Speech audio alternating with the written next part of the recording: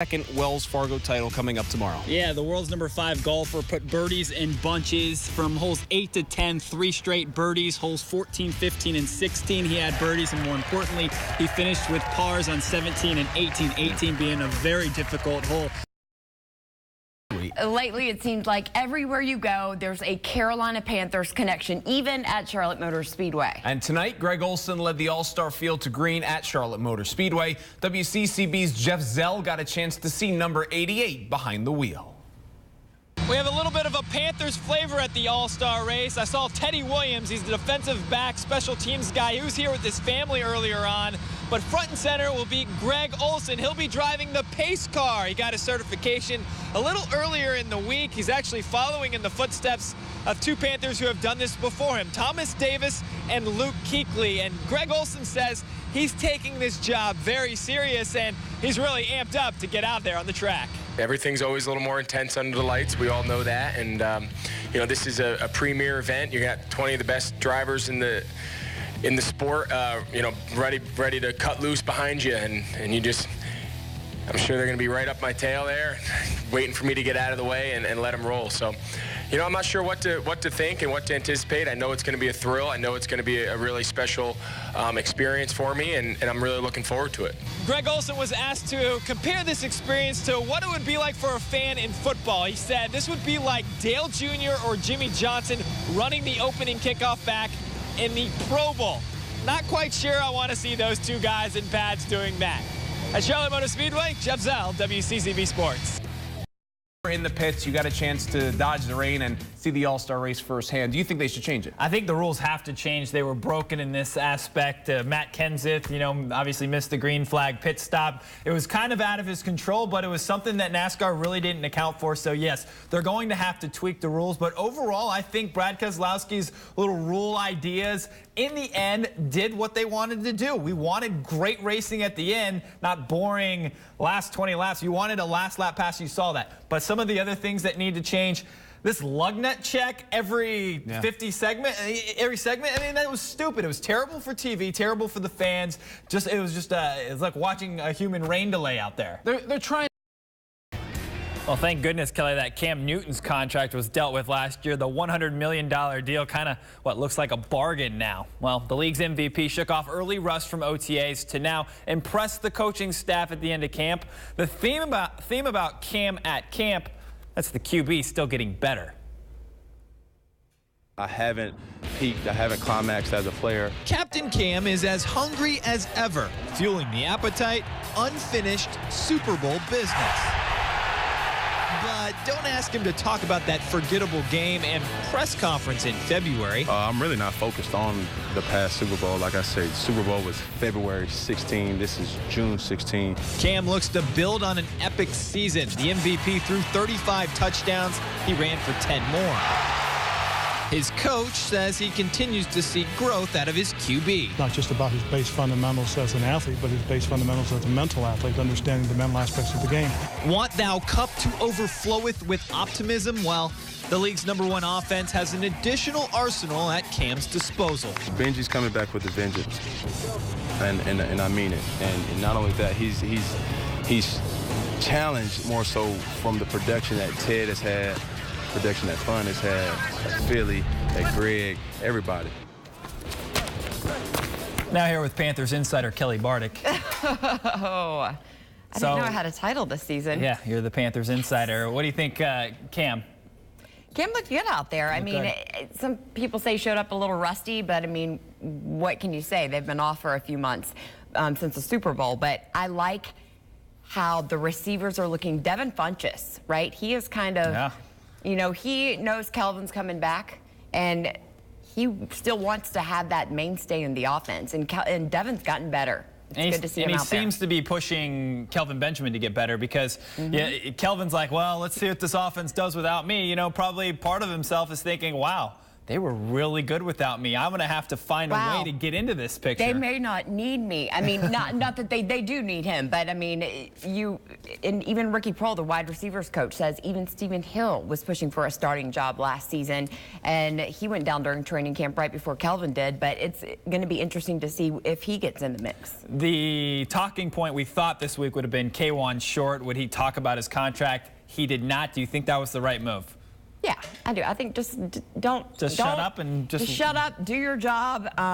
Don't talk about it in the media. He's not like a chatty Chatterson, trash talking kind of guy on camera.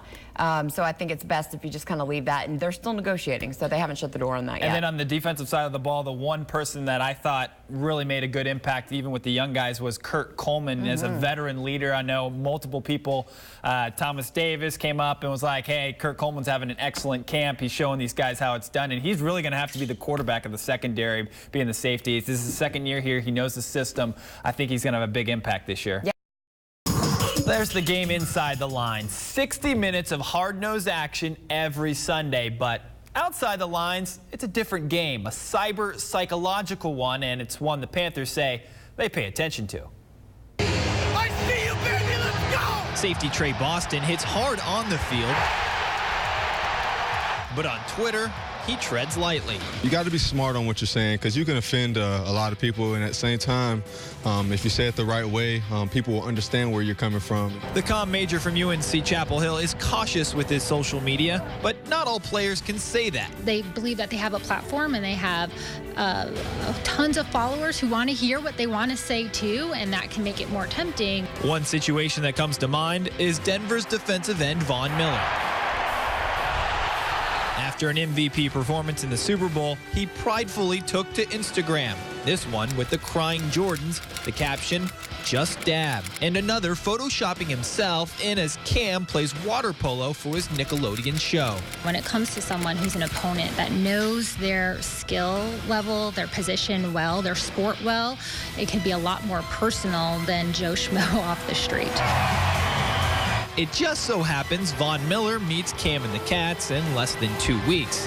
Not only will the Panthers seek Super Bowl revenge, but they'll also be fueled by social media smack talk. It can be a competitive nature on there. A guy calls you out, to the world. It's kind of that's calling you out to the world. So you might want to handle that either on the field, or you might want to hit him back on Twitter. It matters the nature behind it.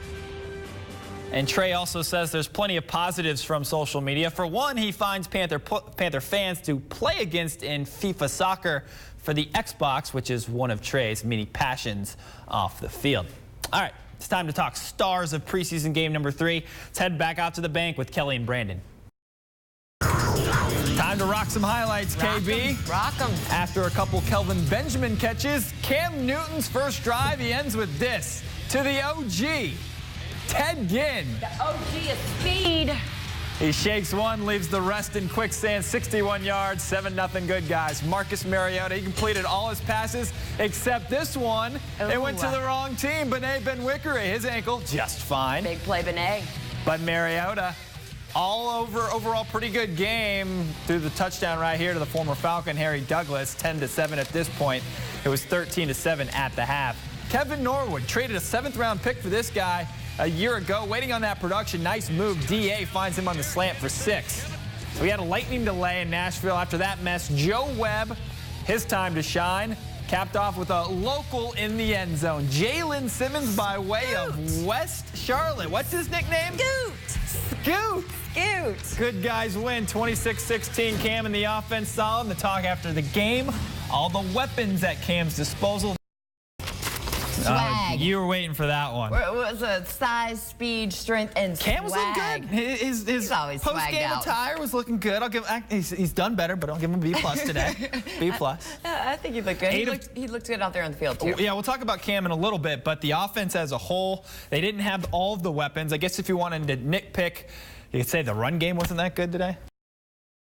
All right, I was watching Benet Benwickery. My thoughts, when I heard he was playing a little less outside corner, maybe more inside, was that way maybe Benet wasn't fully healed, maybe he didn't trust his ankle. But then I saw this big play on a third down stop where, yeah, Benet really planted that ankle, made the tackle, as you see. I thought Thursday was a big hurdle to get over mentally, and I like what I see out of him coming off that devastating ankle injury, which actually was 8 months ago to the day. Welcome back to Got Game. Happy to have Mike Pacheco in the hot seat here to talk Panthers tonight. He's the studio host for the Panthers Radio Network. Let's get into our poll question. I think it can kind of be painted with a broad brush here. Does winning matter in the preseason? Some say yes, others say, hey, let's just, get ready for week 1. Now, one of the rising stars of the NASCAR ranks is a recent Country Day High alum. His name, William Byron, and he currently sits on top of the standings in the Camping World Truck Series.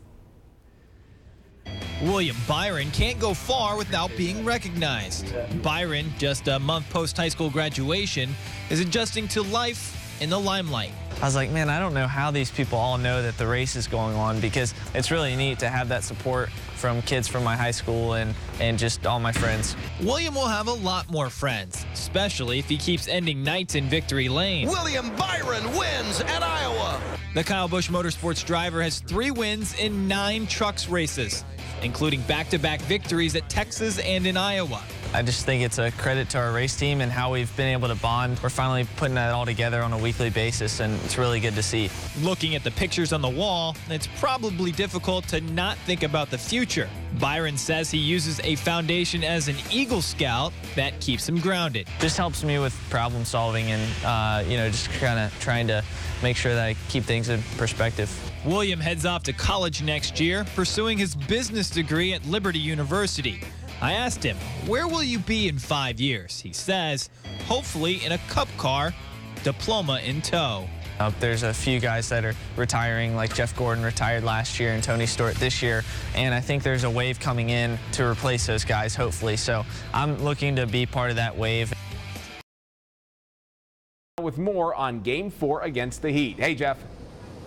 Hey, what's going on, Brandon? I have one name for you, Kemba Walker. You ran down the highlights. It's playoff performances that really take a player from just ordinary to being a star. Kemba, like you said, 34 points, but it's when he got those points. Late in the fourth quarter, he hit 11 straight for the Hornets. It boosted Buzz City to a win and tied the series up at 2. But obviously it's a good win, and now it's 2 out of 3, but we have to find a way to carry this defense on the road, which we couldn't do in the first 2 games. It's a best out of 3. The Hornets need to try to find a way to steal 1. Game 6 right back here at the Hive on Friday night. We're live in Uptown. Jeff Zell, WCCB News. WCCB's Jeff Zell is live at Bank of America Stadium. What should we expect tonight, Jay-Z? Well, right now, Kelly, we're playing the waiting game, like you said. 20 picks are in, so 9 more until the Panthers are on the clock. What I expect is that the Panthers and Dave Gettleman, they will go defense. I think this for a number of reasons. Obviously, looking to replace Josh Norman in the hole in the secondary, but you also have, they need some help at defensive end. Jared Allen retired. You have Charles Johnson on a 1-year deal. But with the Panthers and this draft and meticulous scouting process, one thing is certain, especially with Dave Gettleman, he's taking the best player available regardless of position.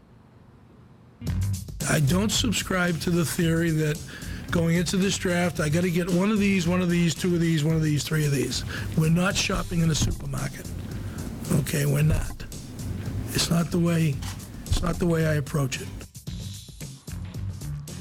Now, after the selection is made, roughly 11:15, a quick press conference with Dave Gettleman and Ron Rivera will be held. And then on Friday, we'll get to meet maybe this new Panther and maybe him wearing this new Panther cap. We're live at Bank of America Stadium. Jeff Zell, WCCB News. All right, thanks, Jeff. In January, WCCB Charlotte's Jeff Zell was there for all the excitement, although it looks very calm now. He joins us live from inside Bank of America Stadium. Jeff, what did the Cats look like?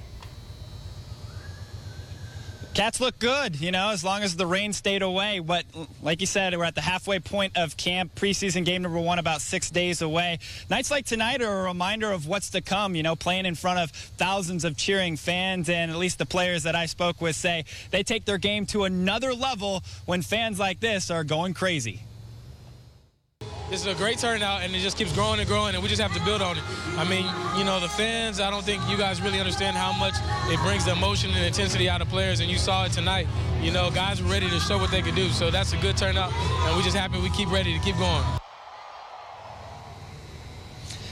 Now, I know everyone out there wants to know, how is Cam? Well, he was on the down low till about the final 20 minutes of practice. Then he got the wave started. He got the wave started his own way. He had it going fast. He had it going slow. Even 2 waves at the same time. That's Cam Newton for you. We're live in Uptown. Jeff Zell, WCCB News. Now we'll toss it out to Amy Cowman.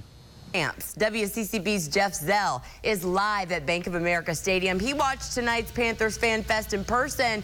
Hey, Jeff.